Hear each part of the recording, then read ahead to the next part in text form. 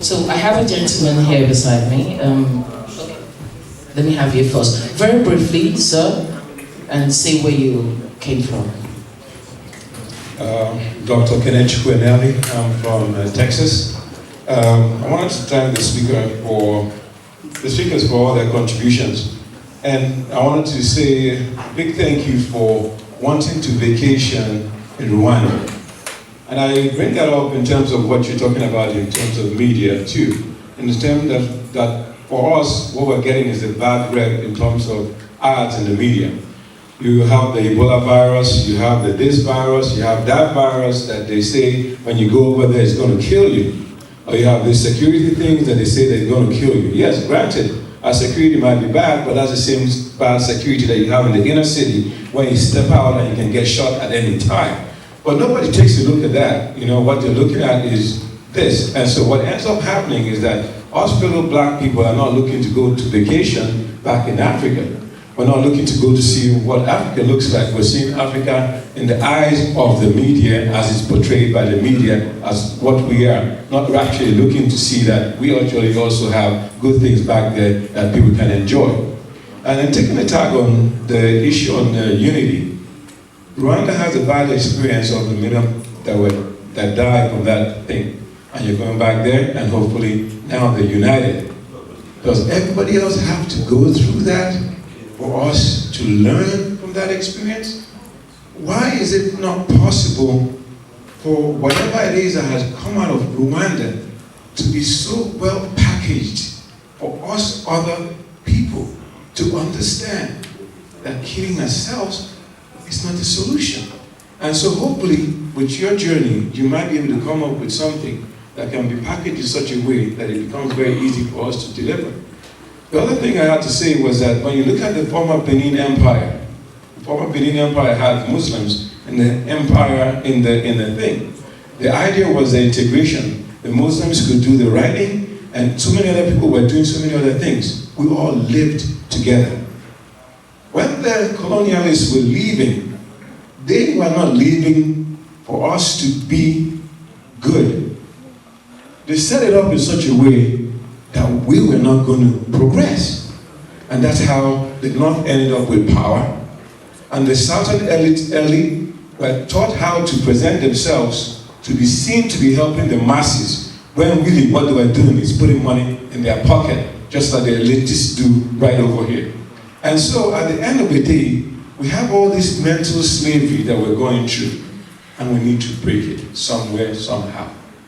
I truly believe that if you empower the women, if you empower our women, you will see enormous transformation. Because the woman, the neck and the head, the neck turns the head where the head has to go. If the women are empowered, I have a very, very strong belief that we'll see great change in our country. Thank you very much. Was there a question in there or just a contribution? Okay. The question is, sorry, my gentleman with the microphone, thank you, please.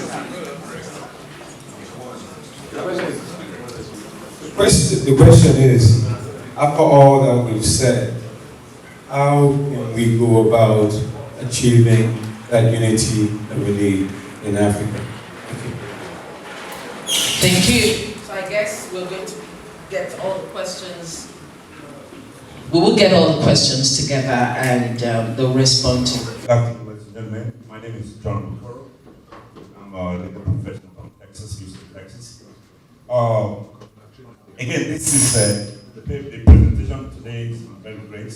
They are really intellectual papers, and you will agree with me that intellectual papers are different from 3D papers, which implies really characterizing where we are going. Again, I thought I would not be in another conference where we are regretting, where we are wondering what Africa doesn't have, what this happens to be that kind of conference. My issue is this: nobody has talked about technology. Africa can unite all they want to, as long as they don't have the technology to move forward, they're not going to get anywhere. There's money in crude oil. There's a lot of money in refined crude oil. There's money in cobalt, which is mined in Africa, but there's a lot more money in refined cobalt. So it doesn't matter to me no matter how Africans can unite, as long as we don't have that, we're not going to get away. We can unite all we want to when you put it in the ground and let it run. Things that happen. And that's why we always have a problem. So I want any of you to tell us, to kind of listen technology attainment in your talk today.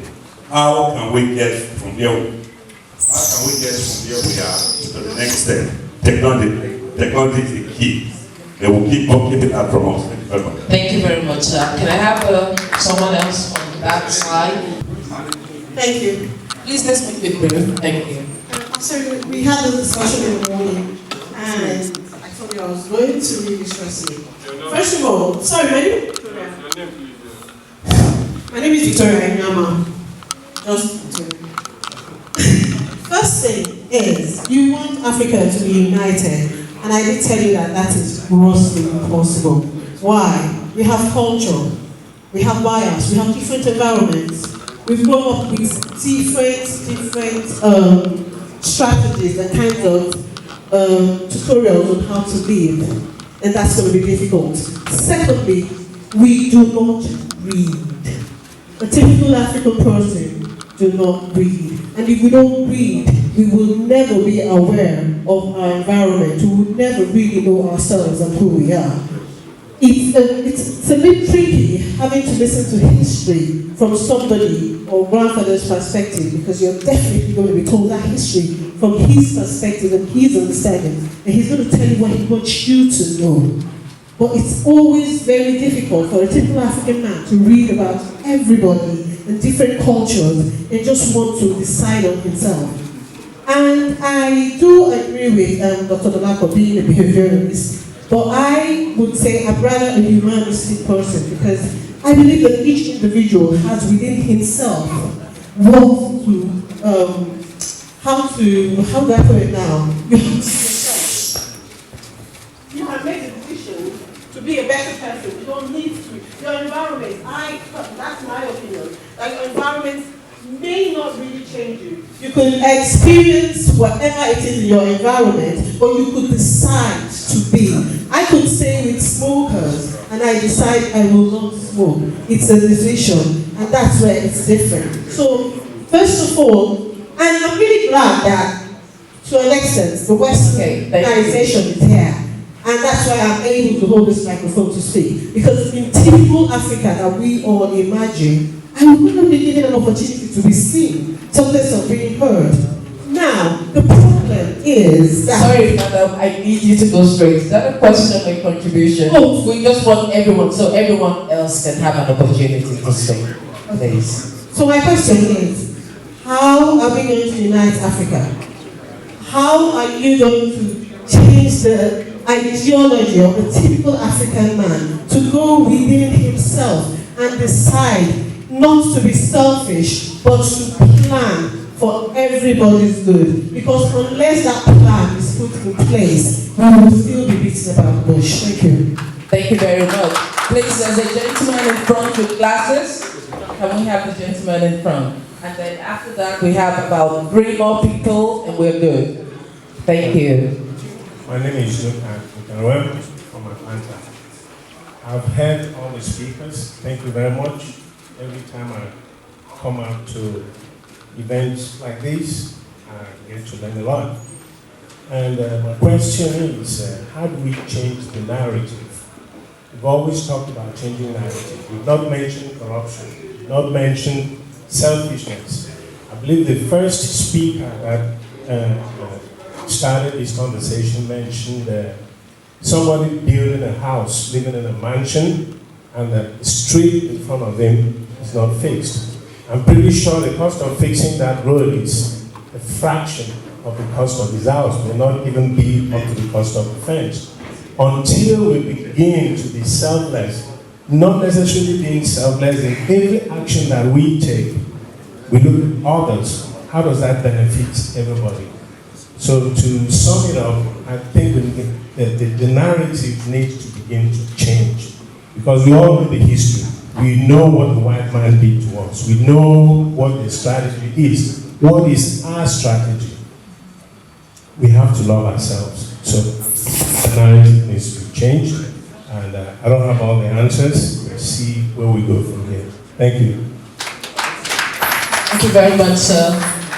Gentlemen, okay. Okay. Thank you. My name is Dr. Collins Imo. My question is specific. What's the implication of education in terms of uniting Africa?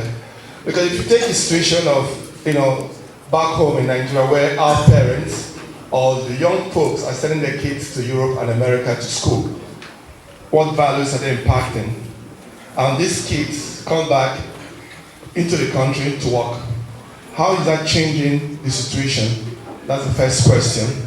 And then look at West Africa, the influence of France. So what role do our colonial masters still play in determining how education and also how the economy is run? So when can Africa unite if we are not able to make our own decisions? And then my final question is, how can we unite if we don't trust ourselves? Thank you. Thank you. Short and precise. Thank you very much. We have a gentleman, sky blue. Good afternoon, ladies and gentlemen. My name is Eddie Datubo, a management consultant from St. Albans, Hertfordshire. We've had some very good points raised. I think this mic's faulty. We've got some very good points raised. I'd just like to make a contribution. And I'd like to make it from two perspectives. First of all, when I looked at the topic, I thought the topic should actually be saying, what's the implication for one, Africa, and two, Africans in the diaspora? I'll start with the latter. I tend to think that Africans in the diaspora come to the party very late. I think Priscilla mentioned it earlier on when she said, during the elections, during the referendum, there were not a lot of people going out to seek information on how to make that choice on what to do around Brexit. Actually, a lot of people made a lot of false promises. There were people who work in the health industry who actually felt, you know what, my job will be more secure because then coming from Eastern Europe or doctors coming in from Eastern Europe. We need to educate ourselves better, and we need to get on to the discussion earlier on, not when the horse has bolted. I think the second most important thing is the perspective of youth. Before I cast my vote on the Brexit referendum, I sat down my 15-year-old son and I asked him, what do you think Brexit would mean to you? Because quite frankly, that was not a decision for me. It was a decision for the younger generation. And actually, he actually told me that he thinks that it locks the door for greater global integration, travel, and all sorts. And that was a 15-year-old giving me a perspective of Brexit that I could take. So I think, one, we need to educate ourselves better, we need to get onto the party a lot earlier, and we need to consider the perspective of youth. Because a lot of them making decisions that are actually based on our selfish interests, not the future. The final thing, the second perspective, Africa. I think Africa is in an advantage position. Soon after Brexit, Theresa May was running all over, dancing in Kenya, running to Nigeria, going to Ghana. Prince Charles was doing the same. Why were they doing that? They suddenly understand that they need Africa more now than ever before. What we have to do is to understand our bargaining position and know what we have to bargain with, and understand how we're going to hold them to account when they come to the bargaining table. Thank you. Thank you, sir. I have a gentleman here in red. He's next. Next, And now please, just after his contribution, one more and we're done. Thank you.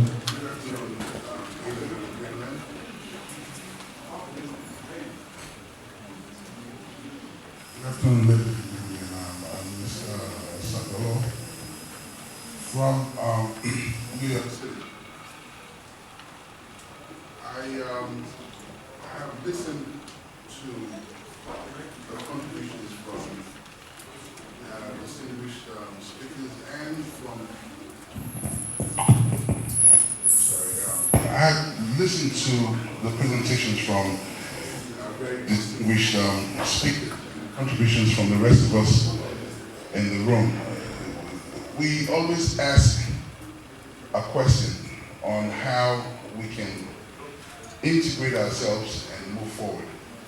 But the question we never ask is, what can we as individuals do for the process?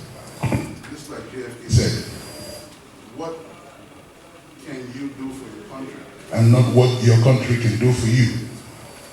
The bottom line, my contribution is a sense of respect amongst one another. It's the only way we can move forward. If we don't respect ourselves, we can't build a foundation.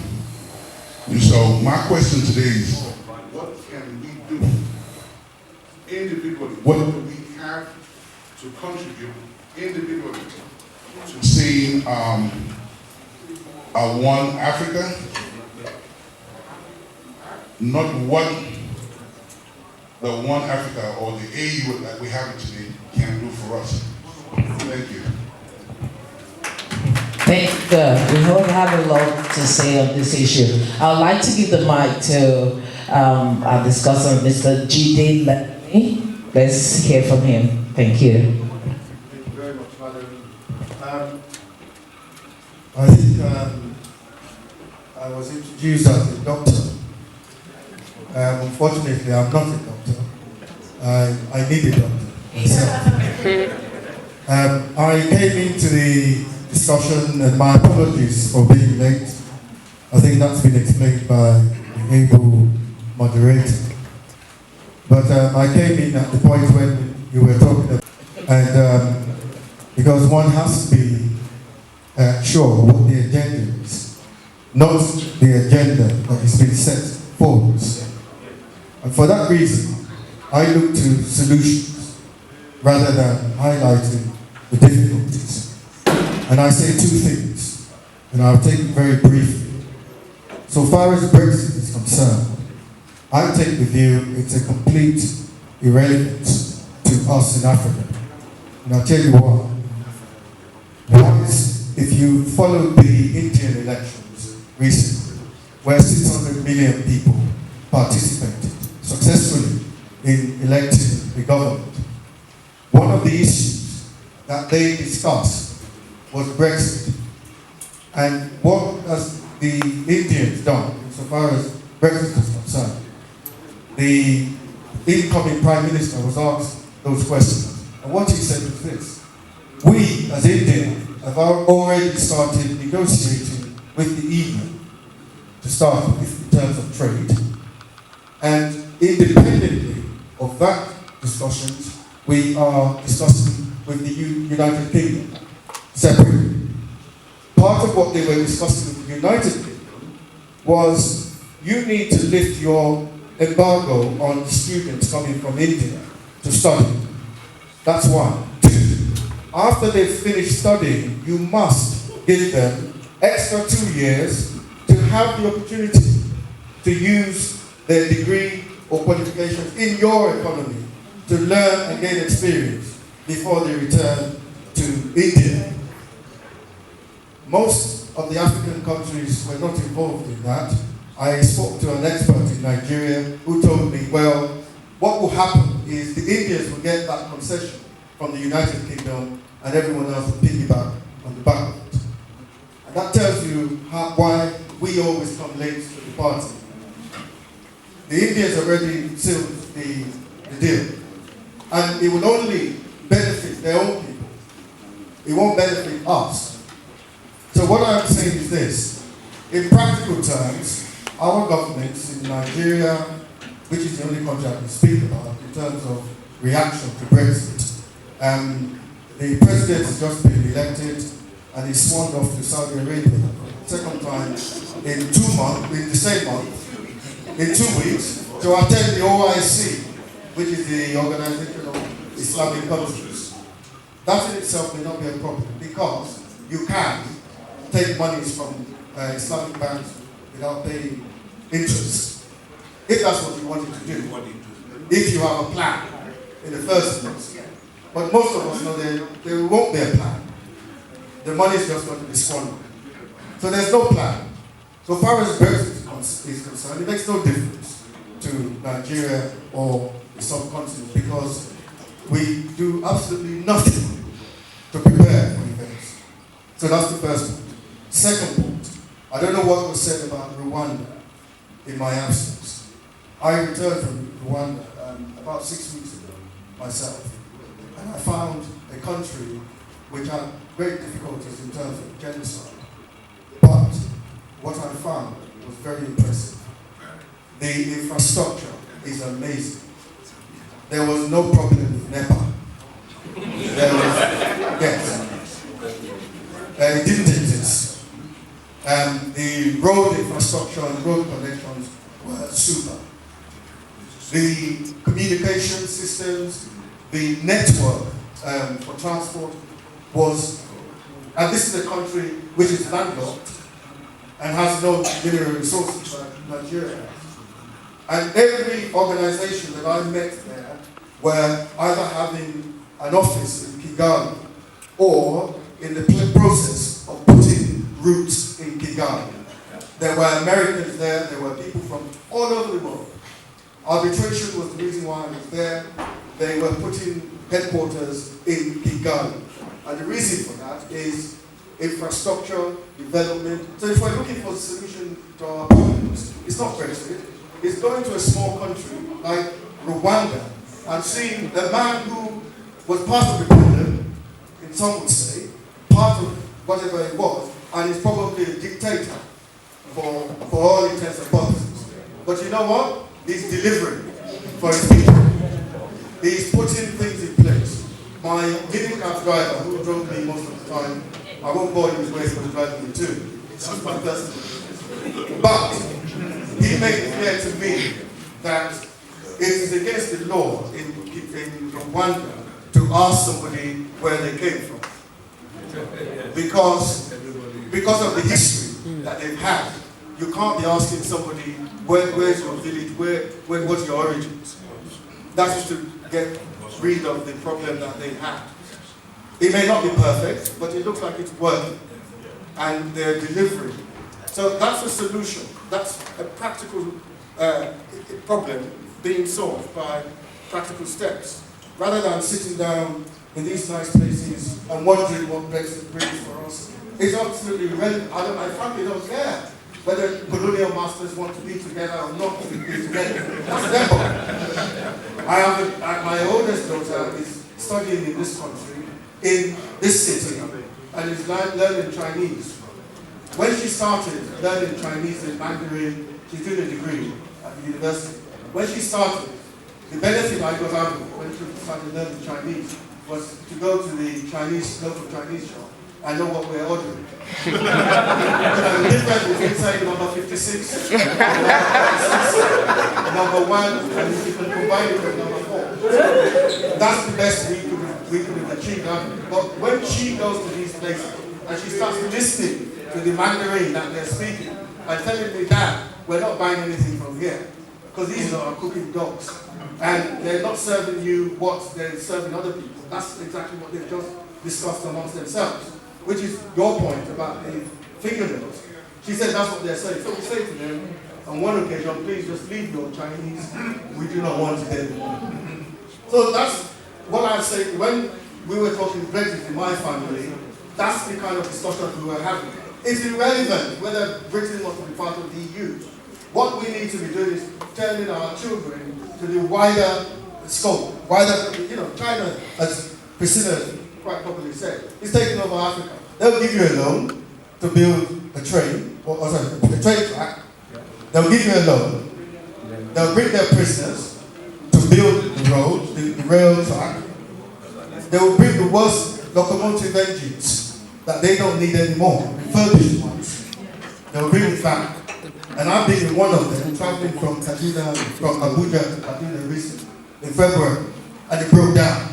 They had to take the engine, one went back to Kaduna, then went back to Abuja to pull it from the front. Because there's only one rail going and another one coming back in this day and age. And the chap who was operating the engine, the Chinese man, had a number on his chest. And those of us who watch the old black and white movies, you can see when somebody has a number on his chest, he's a prisoner. So that's the person who is running the train. And some of us sit on social media and start celebrating. There's now a train between Kaduna and Abuja. And we clap ourselves and say, yes, they're doing the one from Lagos to Abuja. When in fact there's only one track going and one track coming back. When we were growing up, the tracks were running smoothly all over. I apologize, I'm taking your time. I just thought I'd make my position clear. If I was sitting there, that's what I would be saying to you. It's irrelevant to us. I frankly don't care whether the UK wants to have the economic union, political union with Europe. That's their own problem. We should set our own agenda, and the agenda must be that we start to emulate countries like Rwanda, which had a problem. Nigeria had the same problem where similar genocide was committed, but we haven't learned any lessons from it. We're even getting worse. And the killings are increasing and is unrelenting. So we either learn from our mistakes or we'll continue to sit in comfortable surroundings like this and pontificating about the problems without bringing any solution. Thank you very much. Thank you. Brilliant submission. Let me find out from my bosses here. I would like to know, do we have room for one or two more questions? Or it's okay? You want to respond to this? Okay, if we still have time. So please, go ahead. I want to deal with the one on, can you hear me all right? Yeah. I want to deal with the one on African unity. We need to nail this one. If you know the history of Europe, which I explained to you, they have a history of war, but they're still united. We can unite and have been united. So it's already happening anyway. Whether you believe in it or don't believe in it, it's already happening. And as we said, the implementation started yesterday. There's been a long history. I've been in the Pan-African struggle for over 30 years, involved in Pan-Africanism, and Nkrumah wrote so many books. We have so many manuals on how to do it. It's not about how isn't the problem, it's the willingness of the people in power that are unwilling to do it. So we have to make them do it, or remove them. The question of unity, the other question is, Nkrumah identified 3 broad streams in Africa that we need to come together around. One was Euro-Christian, the other was Arab-Islamic, and the other was traditional. So the 3 broad major influences that we can come together ideologically and practically, regardless of those ethnicities and those cultural differences. And Africa has a history of being more unified. Now you might think it's not unified when you see the example in Nigeria and so on, but there's many examples in Africa where you can see a Christian, a Muslim, and others just sitting side by side. We actually don't have a massive history of murdering each other over these issues. Europe, anybody been to the London dungeon? Go to the London dungeon and see all the wickedness that people did to each other. They used to get burnt in Britain for believing in, maths in Europe. If you did maths or numbers, you got killed for using numbers. We gave science to the world. The point I'm making with all that background, you get burnt if you're not a Christian, you get burnt if you were a Christian, you get burnt if you're this. They've had so many different tortures and cruelty and killing each other over all these different issues, and hundreds of years of war, but they still form the European Union. So with us, without those big issues as Europe had, and language differences, because they got language differences, they got cultural differences, but they still come together in a place, they have translations and whatever, and they just work together. We can do exactly the same. We've already started doing it because the countries are working, we're working with each other already, but also selfishness. You see, one of the things I learned in politics as well as in business, and in life in general, human beings are 80% emotional. I spent my first few years in politics trying to argue with people logically, and realized that it's not logic. Most people are not logical, they're emotional. So you can give somebody all the logic and they still say they're not doing it. You know, do you want a personal trainer? Are you overweight? Yes. Am I fit? No. Do you see the benefits of personal training? Yes. Do you think more exercise would be good for you? Yes. Do you want to lose weight? Yes. So when we started, no, but I don't want to start yet. Because I don't have the urgency and the importance is what I teach in business. If it's not urgent and important, you're still going to say no. If the doctor said to me yesterday, sorry, if you don't start exercising, you're going to be dead by Christmas. Suddenly, importance and urgency has gone way up the Richter scale now, and all of a sudden, I've got 2 personal trainers and I'm training 5 times a day. I'm doing triathletes and all kind of stuff. Yeah, somebody who stopped smoking, they've been told by the doctor, look, if you don't stop smoking, you're going to die, and they change. So one of the things in politics is we need to see the urgency and the importance. Now, the masses have to make the politicians do it. Not the other way around. All the games in Europe were won by struggle. Europe didn't give... one of the sad things about the white working class is their lack of knowledge of their own history. Because they believe all the propaganda about us, so they think they're superior. But they don't read their own history. Everything that they got, they had to fight for, and some of them they're starting to lose. So pensions are under attack. The things that Britain and the West thought they had achieved is now going backwards. So paying conditions are under attack. Unionization is under attack. As I said, pensions is under attack. How much leave you can have under attack. We even have the situation where if Britain does a deal with America, we could have glow-in-the-dark chicken and glow-in-the-dark food and all kind of stuff. So lots of things go backwards unless the people make sure the politicians don't go backwards. And in Africa, we have to pressurize the politicians because of economic necessity, even if it's that alone. Economic necessity, you have to unite. Because the only way Africa is going to get the infrastructure and the development that we really need is to do it for ourselves. And the brother who mentioned Rwanda, you might not have heard what my comments. I'm going to Rwanda in September for exactly the reasons you gave. That's the reason why I'm going there. I went to Singapore and I bought the book on Singapore's story and development. I bought the book in Malaysia about how they dealt with the currency attack. They had a currency attack in Malaysia and the government fought it and they won the currency attack. They didn't cripple the economy, and I bought the book about that as well.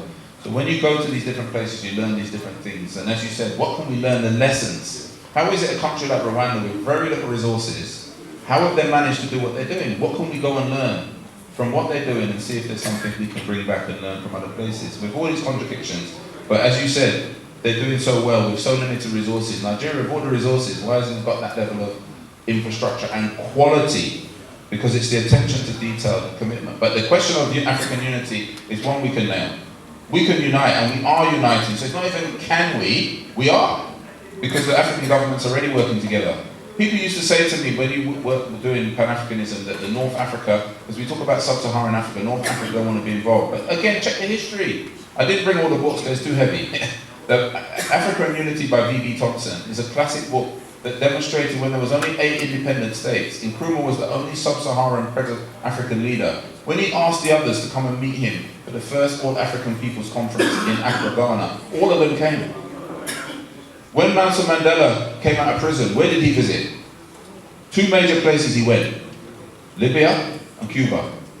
Why did he go to Libya? So we mustn't disconnect ourselves from North Africa. When Gaddafi was in power in Libya, Gaddafi was supporting the South African struggle. So Mandela went to Libya, and it was a black, remember there was an airline ban. There was a law that said, whose law? European law, that said Africans mustn't travel to Libya by plane. There was a ban. Mandela said, I don't care what you say, I'm traveling to Libya and I'm going by plane, I'm not going by car.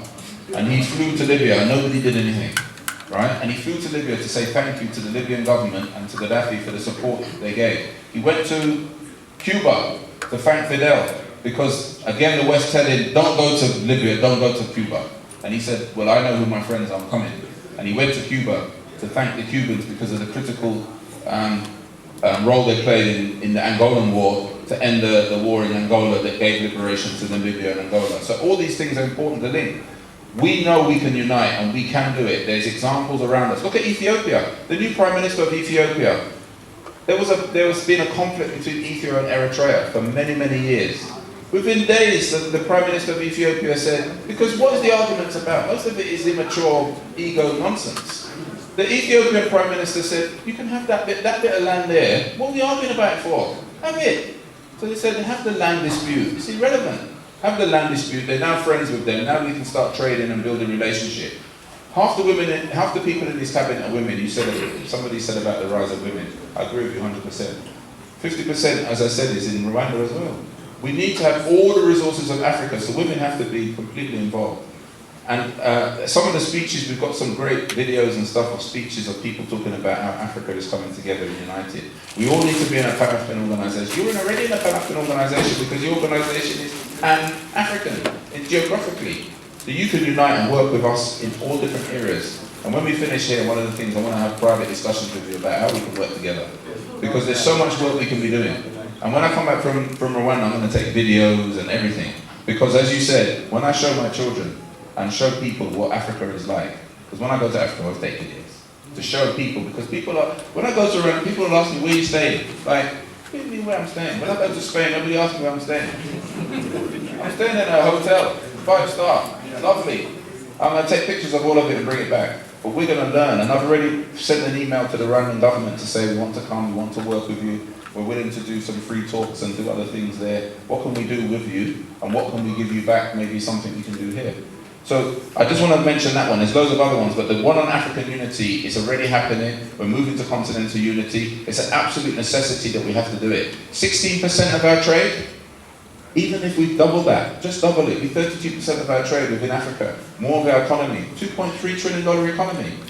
We're going to go, it's going to double in the next 20 years. African unity is a certainty, it's not a question.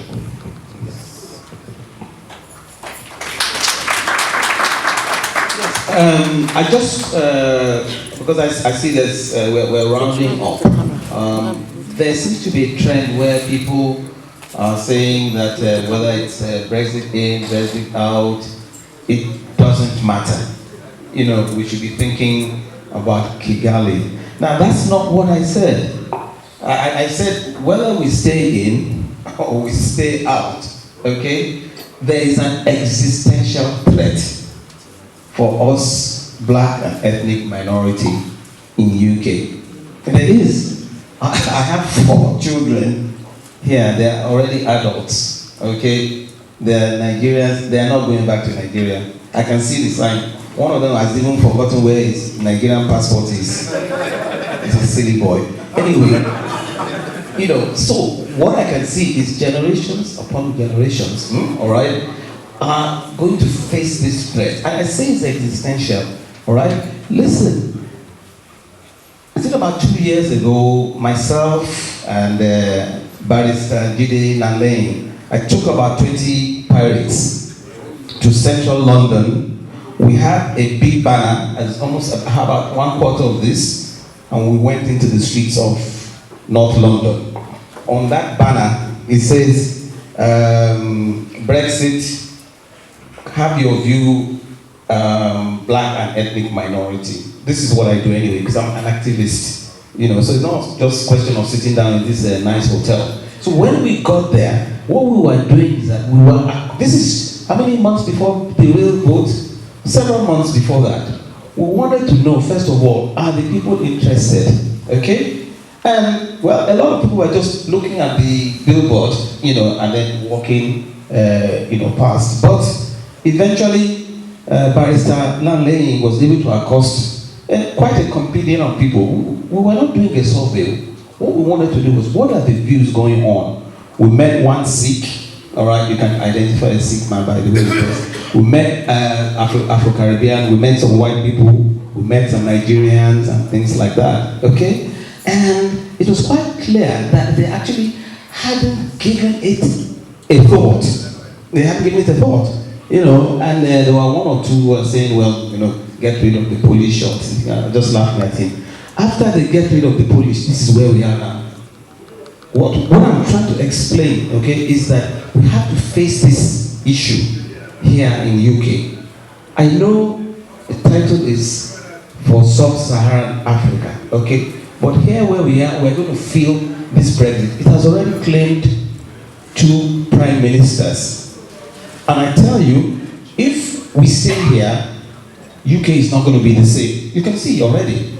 If we leave, it's not going to be the same. And our focus is black and ethnic minorities. Already we are deprived. If the economy goes down south, you're going to feel it, because already we are the people who are feeling it. Okay? I work in a substance misuse team, you know, that's with heroin addicts. That's actually my profession, you know, the core specialist. And you can see already, okay, as the economy is going down, as social anxiety and social angst, more and more people are dying of heroin overdose. That's just at my level, okay? And then what we do find out is that as the economy goes down, okay, all right, we who feel it first actually do not have a voice. So I don't think that this kind of forum in this lovely hotel is a waste of time. I believe in the politics of conscientization. That means we've got to talk about it first. What this gentleman has done, he has put a lot of stuff in my brain. I'm hoping that some of these things go out to the world. So it was late then, they didn't know what was going on. Now, if they take a vote now, the statistics shows that 4 out of 5 black and ethnic minority in UK, they want to stay now. His time is gone. You see what I'm saying? But not too far gone. So we can have a voice. So I'm sorry if I'm not talking about Sub-Saharan Africa. I'm talking about Leicester, where I live. Leicester, inner city Leicester. You know. So thank you all very much. I think this is going to be my last contribution. I believe we have just started. Thank you. Thank you, sir. Okay, so I'm going to try and respond as quickly as possible to as many of those questions that were asked. We started with you, Doc. You were wondering about the way Africa is presented, and you wanted to know what we could do to unite. You talked about how, going on holiday and all of that. We have one beautiful country in Africa that is sustained just by tourism, Gambia. The whole of the world runs to Gambia for tourism. We seldom do it. And the reason why Gambia today, by the way, Nigeria gives Gambia everything. We give them people, we give them money, we support them. However, their one critical area of industry is Gambia, it's tourism. And right now, the government are trying to upscale that as much as possible to make it, to put it out there. So there is work being done. The most of us, especially in Nigeria, we don't believe in tourism. We haven't even acknowledged it. How do we unite as Africa? How does Africa unite? It's a very simple thing. I've said it already, and you've also said so, sir. It's about us. We need that paradigm shift, to put away that narrative and understand that there's a common thing that I always say: the white man may not like me, but be willing to do business with me. But my fellow Nigerian will not like me, that's it, we're not doing business. And you're just thinking, what's wrong with you? Put that aside. We have to know how to be able to differentiate issues and understand what is important and work on that. That's how we'll be able to move forward. Without that, we're joking. Dr. John Okoro, you were speaking about, he made mention, he's not there. He made mention of the fact that technology, none of us had made mention of technology. Now, globally, technology is said to be the 4th industrial revolution. And at the moment, this 4th industrial revolution has started, and guess who's not part of it, but all the raw materials needed comes from there, Africa. What are we doing? Until our governments sit up, it's not that we're not part of it, we are. First of all, we're not communicating like we should, we're just consuming it. We're not communicating, our governments are not preparing to participate or to be a part of it. We're not using our power to ensure that nothing happens without us in the same manner that our raw materials are being used. That's why we always seem like we're not part of this technological thing. The matter of technology or our involvement cannot be resolved unless we resolve as a people and understand the importance of wanting to work together as one. Victoria, ma'am, you said something that offended me. Let me tell you why I was offended. I was offended because everybody that stood up and that spoke said they were doctor this and doctor that and doctor the other. And you said Africans don't read. How is that possible? Perhaps you meant it in a different context, but I just thought, oh my God, how could you say that when we have a room full of intellectuals? Now, here's the problem. I don't think Africans don't read. I think our problem is comprehension and understanding. In very simple terms, recently, I'll give you an example, and most of us do this. I had somebody reach out to me on LinkedIn, said he wanted to participate in any one of my programs to contribute and communicate. So I said, okay, can I have your contact details? Do you know what he did? He gave me a history of all his degrees and all he's aware of it. Wait now. I went back, I said, your contact details will be enough. He came back again. Why are you not helping me? I said, I have this. You know, he went off, so I said, I'm so sorry, sir, I don't think I can help you. He didn't understand. It's not that he didn't read it. He just didn't understand what I was asking for. I don't need your degrees. Because I said, give me your details, I'll pass it on to my producers, and they will get in touch with you. You tell them about your degrees and what you have. But most of us fail all the time, because when a simple question is asked, we start giving information that's not required.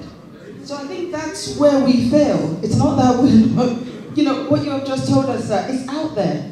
You know, this whole question of, the Berlin Conference and what happened in the 1800s. And do we know why slavery ended? Wait now, does anybody know why slavery ended? Slavery ended just because Britain, this great empire, realized they were losing a war.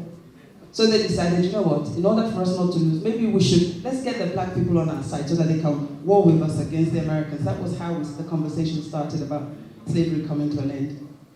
So everything we see today, every war, every problem, every issue, as he said, it's about our ego. No, sorry, not our, sorry, forgive me, gentlemen, the man's ego. It's usually from the men. It's not normally a women's issue. We don't do egos. We have other issues, but not ego. But a man will say, no, I don't agree with you. How dare you? And then there we go. Hence the problem in the Conservative Party. Europe has actually consumed 4 prime ministers to date. Every prime minister they've had in the last 30 years has been consumed by Europe. Make no mistakes, Margaret Thatcher went because of Europe, John Major went because of Europe, David Cameron, and now Theresa May. The next person, until they resolve their problems with Europe, every time we have a conservative leadership, you just check history. I remember this because I came into the United Kingdom as a teenager, and the only conversation we ever have is about Europe. I will switch every time you switch on your TV and there's a conservative government. Are we staying in the ERM? Are we crashing out? Did we sign the social chapter? We're not signing the social chapter. No, we don't want their money as our money. Why should we join Europe? That's all I've been hearing. And today it's no, we're going. Until the conservative, and make no mistakes, I usually call them UKIPs in suits. Don't make no mistakes. They believe they are better than the planet. Rees-Mogg wrote a book. His book tanked. As at yesterday, he had only sold 734 copies. And that was only because they sent them to those that will review. Nobody has bought it yet. So I think the message is starting to get to Middle England that maybe you're not better than everybody. So Victoria, I don't agree. I think that's very gross. How do we rewrite Africa? It's a gross misrepresentation. I think that our education system has let us down for many years now. When you speak to those, if we go back to the days of Kwame Nkrumah, Robert Mugabe, and all the greats, believe it or not, those guys had a great education. I think I had a pretty good education up to the age before I left. But the education system in Africa today, in Nigeria, they don't even talk about Biafra in schools. We've taken out the important historical aspects out of our education. And if we fail, because it's not an overnight thing, we can't click our fingers and make people to understand. It's those lessons that we learn in civics and in history, and we learn it over a time period. That is what gives us the grounding of understanding who we are, what we're about. And where that has been taken out of our curriculum, we're going to have a generation of people that actually don't understand how they have become or what is happening around them. Dr. Collins, I think I just partially answered that. Your question was about the implication of education to impact Africa. If we don't change our system of education, if we don't change the curriculum, if we don't change the style, in Nigeria somebody can be doing a degree for 10 years. I mean, it's ridiculous.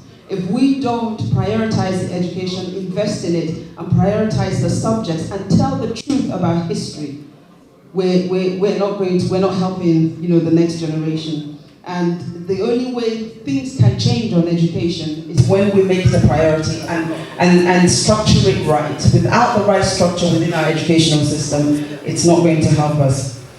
The roles of our colonial masters, well, they're still very much in charge. We must not fool ourselves. The only reason why they're able to be in charge is because we Generation X, Generation, Millennial, whatever you want to call it, we are not participating in the system of governance, whether from here in the diaspora or back home in Nigeria. So, of course, the colonial masters continue to dictate to their old allies and continue to put people in position of power that will continue to give them what they want. Until, somebody has said earlier, if we don't fight for it, we're not going to get it. Make no mistakes, it's our problems, we need to solve it. But I often hear, let me tell you another thing that really gets me. Oh God, it breaks me on social media. You'll see it every single day. So Nigerians will gather themselves and decide that we're going to go and march. And then they will first stand in front of the Nigerian High Commission for 5 minutes. Then they will take the march around Whitehall, and then they'll go and deliver something at number 10. I'm so humiliated and embarrassed. Why? Number 10 will not resolve your issues. They've got Brexit to deal with and a host of other issues. Recently, I think a couple of days ago, I came across an article saying that Nigeria is requesting, so you might be able to help us on this, that the UK and Europe are demanding that Nigeria should, there's an agreement that they want them to sign that must make all of you tell them how you came about your wealth. Why? Now some Nigerians are getting so excited, sending it to me with excitement. I'm like, are you stupid? Don't you get it? The properties that Nigerians have bought in this country are worth so much money. And the day you can't tell them how you got that, they get to keep it. That's all it is. But you will have, Nigerians dancing and thinking it's a great thing. And you won't even think that you should fight to take it back. Can we tell the gentleman outside to help us out, please? We won't even think to fight and demand, put pressure on our governments to say no. Don't sign that. We don't want that.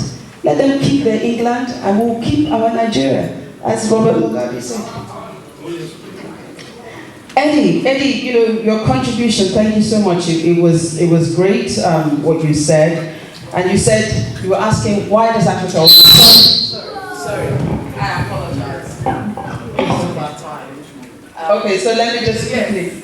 Sorry, I think I want the couple to have his own contribution, and then if we can take 1 or 2 more contributions. Okay, I was just about to round up. Let me just... I'll give you just 30 seconds. We're not we come late because we don't prepare, as the barrister said. We never prepare for the event. We always come after. We don't realize our power. Gentlemen in the red shirt, you were absolutely right. We should come together and stand and fight for ourselves. It would take us doing that. Let us not, we always think that we can just give out our responsibility. Let's call the UN, let's call the UK, let's call this body, and let's call that one. No. Call your local government chairman, call your governor, call every member of the National Assembly, call everybody in the State Assembly, and then call your president. Those are the people you should be calling first before you go and call any other international power for anything. They're getting paid to work on your behalf. They're not doing you a favor. Thank you.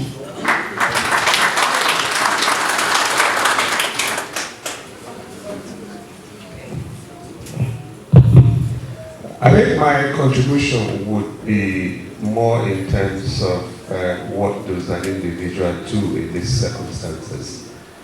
This is, I think, is along the lines of the questions from the gentleman in red, as he chose to call it.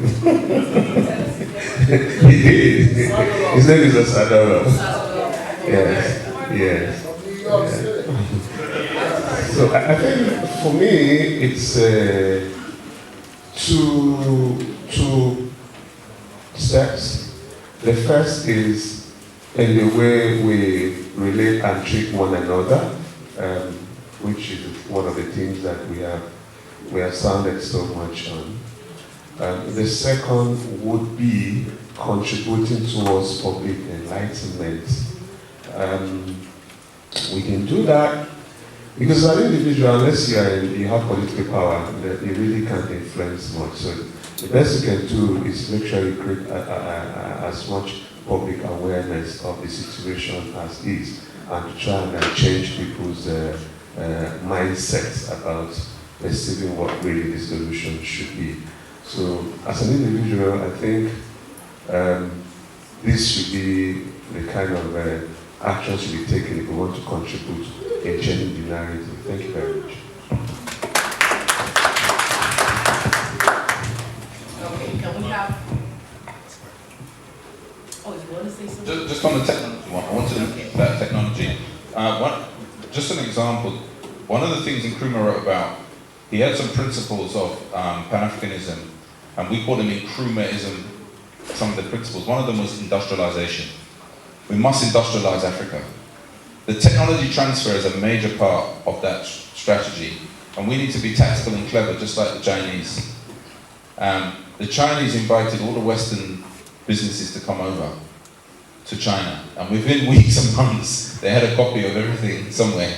You bring the TV company here, then you open a factory across the road, making the same TVs, and then when they took them to court, the judges would kind of hear no evil, see no evil, speak no evil, and he wouldn't get anywhere. Even Trump's arguing about it now after all these years, but now it's too late. Because 30 years later, China's developing their own technology.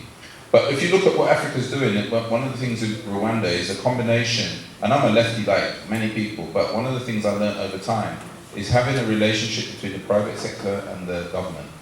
The government needs to be an enabler, and a strong enabler in the economy. Some areas I believe should be government controlled, and some areas should be in the private sector.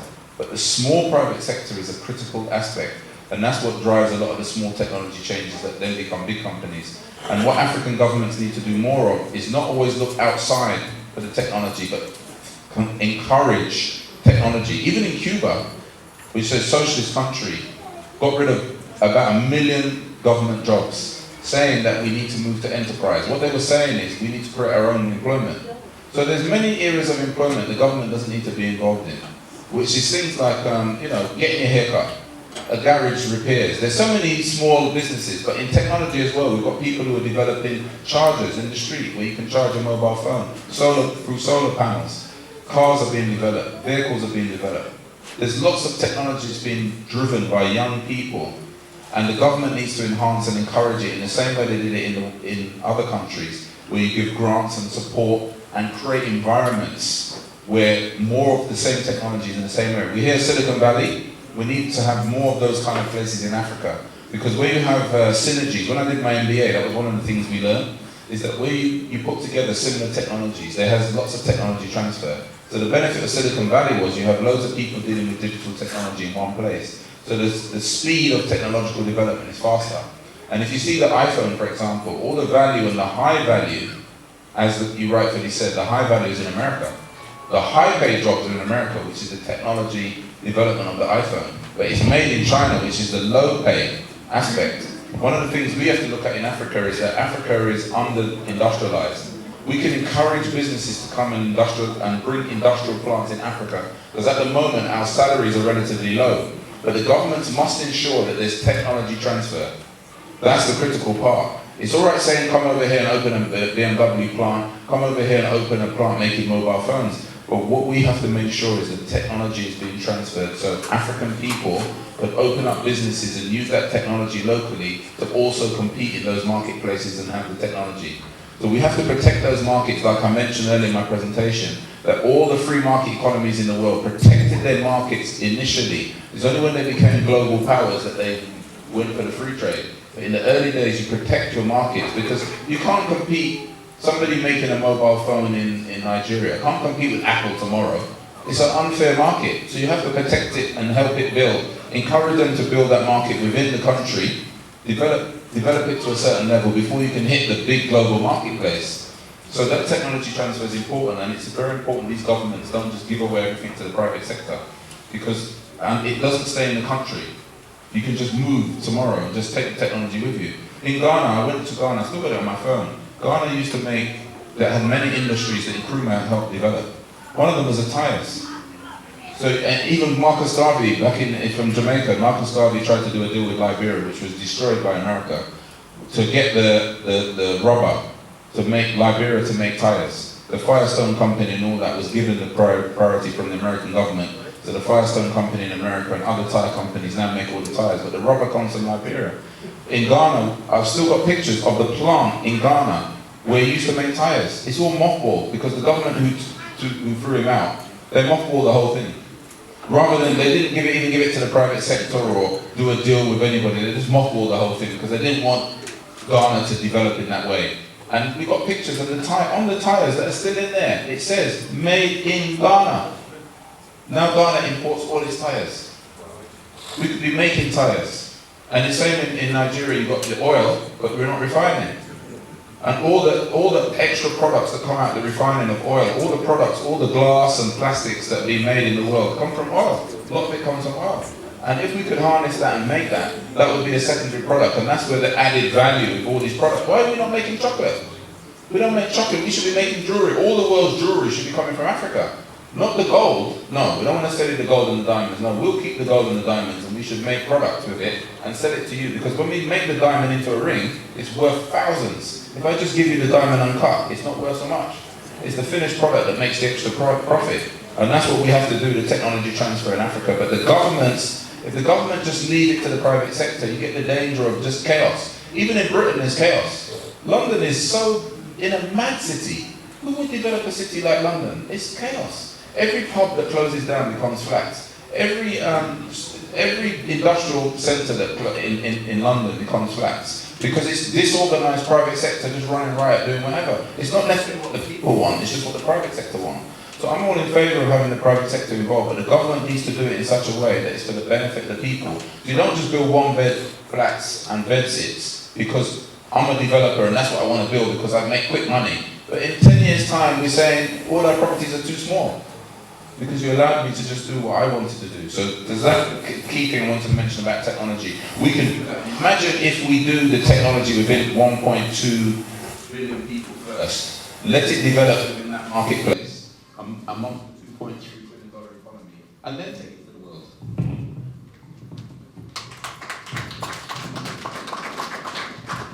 At the 2019, that's the 10th Ralph Opara Memorial Lecture, and I must say a big thank you to our keynote speaker, Asari sent here. Thank you very much. And our brilliant, fantastic, awesome discussants. Thank you very much. Madam Priscilla Rico, thank you. Beautiful from a broadcaster's point of view. You just shone a whole lot of light in all of this, and we do appreciate that. And then, of course, we have Dr. Dolapo Sikwade. Thank you, sir. One thing is sure, we would never forget the correlation between dwindling Siemens and Brexit.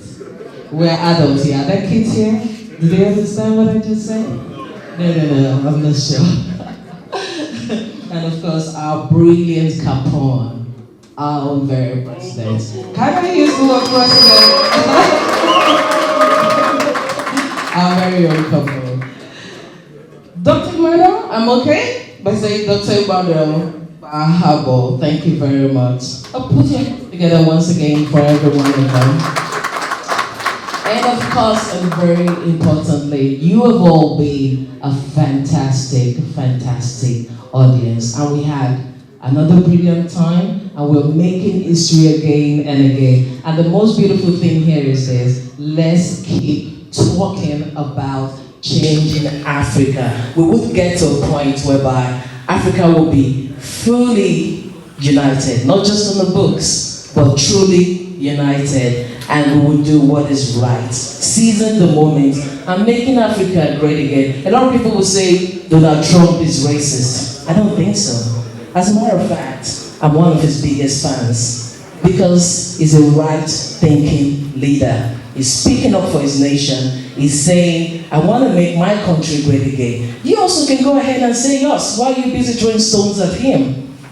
You say that, and let us start doing our talks. Thank you. And of course, before you go, closing remarks by Chiemeka Ozumba, the NAS first mate, will be giving a closing remark. Please don't go, but I just want to let you know that there are refreshments at the back after this. Thank you very much. Thank you very much, moderator. You've been great. And thank you as well to the discussants, our keynote speaker. Thank you. Just in closing, I think it's important to close relating it to the organizers of this event. We do assert that Africa actually needs the National Association of Seadogs because the core of who we are is the integration that we already have.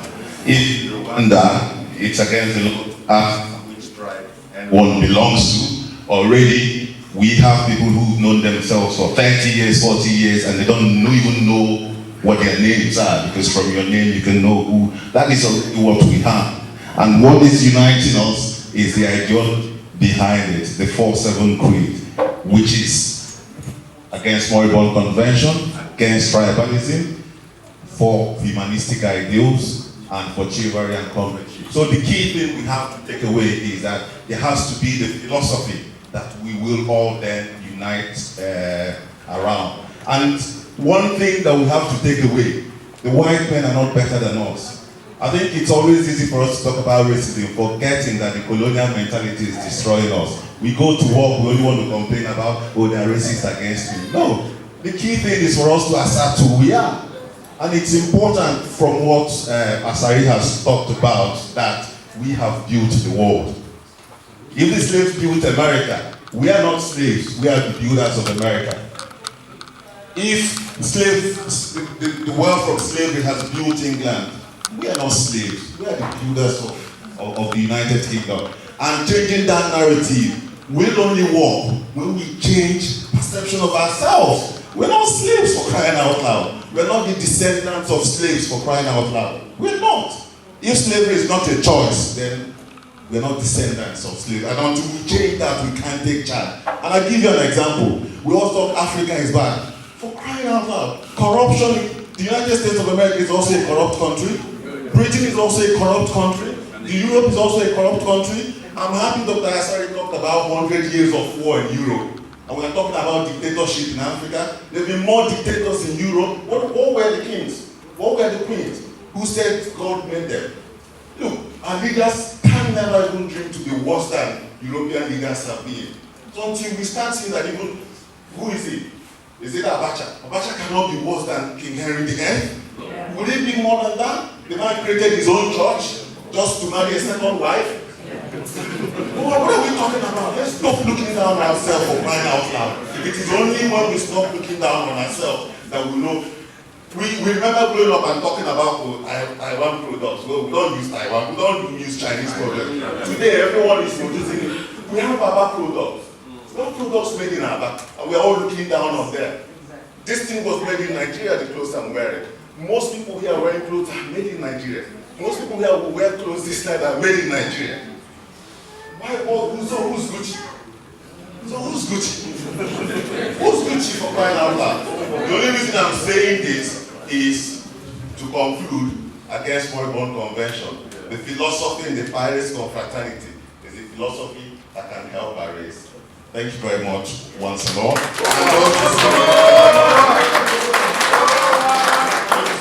There's the refreshments out there when we end here. And for those who want to be part of the boat ride who indicated, there will also be the boat ride, which will take off from the quays here. For the red ball in the night is only compulsory for those who bought their tickets. Even those who bought their tickets also do not have to attend. Thank you very much, everybody.